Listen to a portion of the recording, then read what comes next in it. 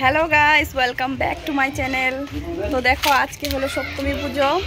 আমরা সকাল সকাল সবাই স্নান করেছি, করে টোরে এখন রেডি হয়ে এখন মণ্ডপে যাচ্ছি। তো দেখো, আমার সাথে আছে আমার বোন। এখন যাবো আমরা পূজা মণ্ডপে, চলো।